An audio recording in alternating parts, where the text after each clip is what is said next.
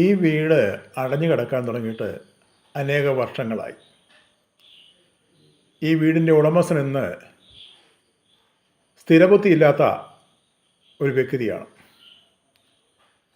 താടിയും ജടയും മുടിയുമായി വളർന്ന് കുളിക്കാതെയും നനയ്ക്കാതെയും ഇന്ന് റോഡെ അലഞ്ഞു നടക്കുകയാണ്.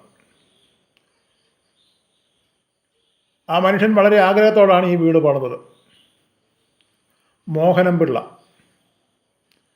മോഹനംപിള്ള ഗുജറാത്തിലെ ഒരു വലിയ കമ്പനിയിലെ ഒരു ഉദ്യോഗസ്ഥനായിരുന്നു. മെക്കാനിക്കൽ എഞ്ചിനീയർ ആയിരുന്നു. ഗുജറാത്തിലെ ഏറ്റവും വലിയ കമ്പനിയായിരുന്നു. നമ്മുടെ നാട്ടിൽ നമ്മൾ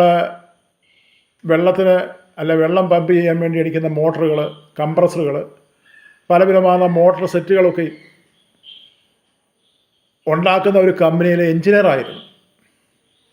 എന്നാൽ ഇന്ന് ആ മനുഷ്യൻ സ്ഥിരബുദ്ധി ഇല്ലാത്തവനെ പോലെ ഇന്ന് റോഡെ അലഞ്ഞു തിരിഞ്ഞ് നടക്കുകയാണ്. മോഹനപിള്ള നന്നാ ചെറുപ്പത്തിലെ ഗുജറാത്തിൽ പോയതാണ്.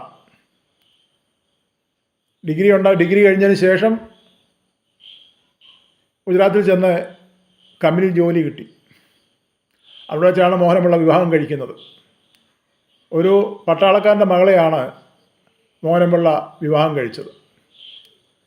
ഈ പട്ടാളക്കാരന് മോഹനപിള്ളയുടെ ജോലിയും മോഹനപിള്ളയുടെ ശമ്പളവും കണ്ടുകൊണ്ടാണ് മകളെ ഇയാൾക്ക് വിവാഹം കഴിച്ചു കൊടുത്തത്.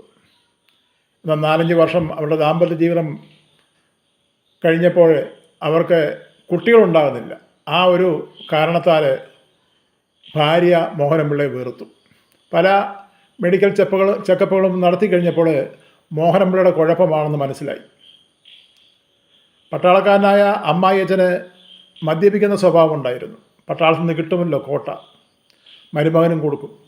അങ്ങനെ ഒരിക്കൽ പോലും മദ്യപിക്കാത്ത മോഹനപിള്ള മദ്യപാനം ശീലമാക്കി. അവസാനം മദ്യം ഇല്ലാത്ത, അത് ഒഴിച്ചുകൂടാൻ വയ്യാത്ത ഒരു സാഹചര്യത്തിലേക്ക് വന്നെത്തി. കമ്പനിയിലെ ഏറ്റവും നല്ല ജോലിക്കാരനായിരുന്നു. ഒരു ദിവസം പോലും ജോലിക്ക് പോകാതിരിക്കാത്തവന് മോഹനപിള്ള മദ്യപാനത്തിൻ്റെ അടിമയായി പല ദിവസങ്ങളും ജോലിക്ക് പോകാത്ത സന്ദർഭങ്ങൾ വരെ ഉണ്ടായി. അവസാനം മോഹനപിള്ള ജോലിക്ക് അല്ലാത്ത കമ്പനി മോഹനപിള്ളയെ അവിടുന്ന് പിരിച്ചുവിട്ടു. ഭാര്യയുടെ അടിമയായിട്ട് ജീവിക്കേണ്ട സാഹചര്യം വന്നു മോഹനപിള്ളയ്ക്ക്. പക്ഷേ കയ്യിലുണ്ടായിരുന്നൊക്കെയും കൊടുത്ത് അയാൾ കുടിച്ച് ഒരു മതോന്മത്തനായിട്ട് മാറി. അവസാനം ഭാര്യ മോഹനപിള്ളയെ വെറുത്തു. ഭാര്യയുടെ അച്ഛൻ പറഞ്ഞു, മോഹനപിള്ളയെ ഒഴിവാക്കണം. അതിനു മുമ്പ് ഒരു കാര്യം ചെയ്യണം, അവൻ്റെ കയ്യിലുള്ള സ്വത്തുക്കളും അവൻ്റെ സമ്പാദ്യങ്ങളും നീ കൈവശപ്പെടുത്തണം. അച്ഛൻ്റെ വാക്കിന് മുന്നിൽ മകളും അതനുസരിച്ചു.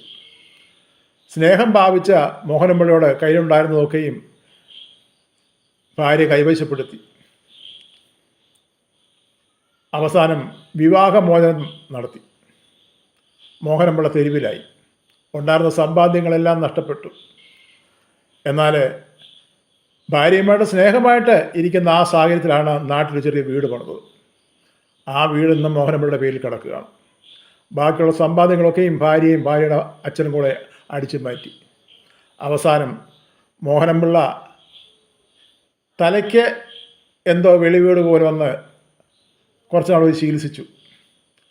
അവസാനം മോഹനപിള്ള അവർ കൈയൊഴിയുകയായിരുന്നു. അങ്ങനെയാണ് വിവാഹമോചനം നടക്കുന്നത്.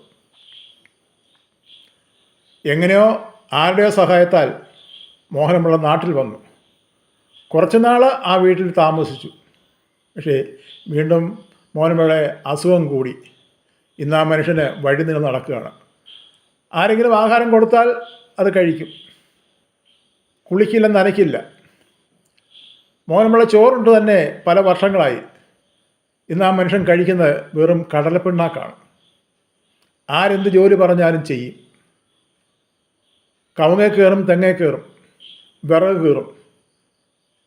രാവിലെ മുതൽ വൈകുന്നേരം വരെ വിറക് കയറിയാൽ അയാൾക്ക് പൈസ വേണ്ട, അല്ലെ 10 രൂപ മതി ബീഡി വാങ്ങിക്കുവാനും ഒരു ചായക്കുള്ള കാശ്.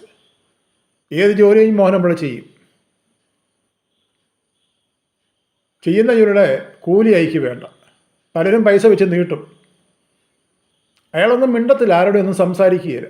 എന്തെങ്കിലും നമ്മൾ ചോദിച്ചു കഴിഞ്ഞാൽ രണ്ടോ മൂന്നോ വാക്കൊന്ന് മൂളുക മാത്രം, അത്ര മാത്രമേ ഉള്ളൂ. സ്വന്തമായ വീടുണ്ടായിട്ടും മോഹനപിള്ള ഇന്ന് സ്കൂളിൻ്റെ വരാന്തയിലും കടത്തിണ്ണയിലുമാണ് ഇന്ന് കിടക്കുന്നത്.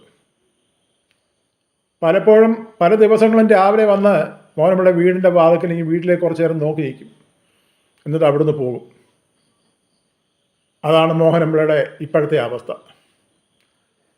വീട്ടിൽപ്പെട്ടവരൊക്കെയും മോഹനപിള്ളയെ ചികിത്സിച്ചു, പക്ഷേ ആ ചികിത്സ കൊണ്ട് രോഗം ഭേദമായില്ല.